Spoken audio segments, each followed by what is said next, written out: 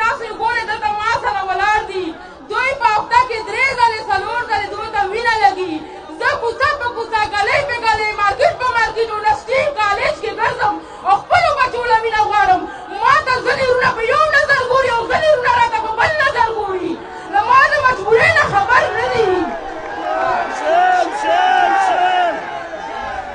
او ما سره دا ظلم زما دشمن خو زما دشمنو زما د پلار نیکه سره په پټي او په ځمکه دشمنو زه ګیله د حکومت نه کومه چې زما دشمن له ولې دومره غټ سپورټ ورکړو چې هغه زه ستا په مرسته ووهلمه ولې یې ووهلمه زما قصور څه و زما د خاوند قصور څه و زما د بچو قصور څه دی زما د پښتو قصور څه دی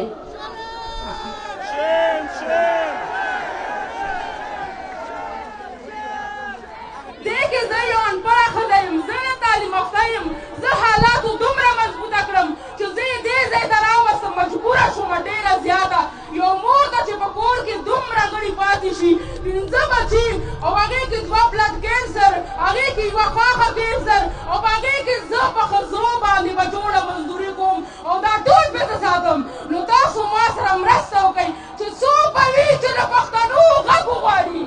څوک به وي چې د پښتنو غږ وغواړي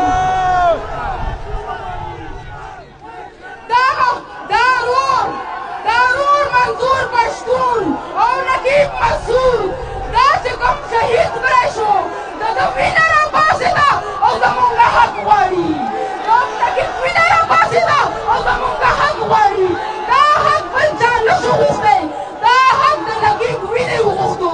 دا حق د نقیب وینې وغوښتو نو ما خاص دی د ما په خبرو خفه نه شئ ما به ځینې داسې خبرې کړي په جذباتو کې چې زه په هغې نه یم پوه شوې نو زه تاسو ټولو نه معافي غواړم او له ما د ژوند دغه کیسه ده زه صرف دا ویل غواړم چې له ما خاوند کې که څه قصور وي نو غټ فکټرۍ نه یې وړی چې د هغې مالکان الیاس خان بلور احمد خان بلور نو زه صرف دا ویل غواړم چې هغه دې راوړاندې کړی شي د هغه قصور دې معلوم کړی شي په هغه دې کوم جرم ثبوت کړی شي سزا دې ورکړي زه د خپل پاکستان نه عبرت نه کوم زه د خپل پاکستان فوج ته سلام کوم او که نه زیاترې کوي ظلم کوي نو زه په هغوی باندې نفرت کوم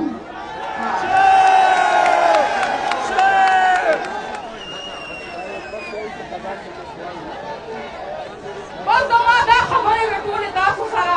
ځکه چې ما به چېرته چې زه وړه ومه او زه به چې په کومه لار تلم چې کوم ځای کې به پولیس وو کوم ځای کې به فوجان وو نو زه به مضبوطه ومه خو اوس چې کوم ځای کې پولیس وي او کوم ځای کې فوجان وي زه خپل ځان بې عزته ګڼم بې عزته یې ګڼم نو راوچت شئ ورونو یو ولاړ شئ راوچت شئ ورونو یو ولاړ شئ دې ته مه ګورئ چې وزیرستانی دی دې ته مه ګورئ چې افریدی دی دې ته مه ګورئ چې بلچینار دی پښتو ته وګورئ پښتو ته راپاڅېږئ یو ولاړ شئ وغواړئ د هغو بېګناهو وروڼو وغواړئ د هغو بېګناهو کسانو څوک په شته خاوندانو کې کونډې څوک په شته پلارانو کې یتیمان دي څوک په شته زامنو کې بورې دي وغواړئ د دغو 3 کسانو غږ وغواړئ د دغو 3 کسانو غږ او د حکومت نه یې وغواړئ د بل چا نه نه دا نه اسمان نه راکوز شوی مخلوق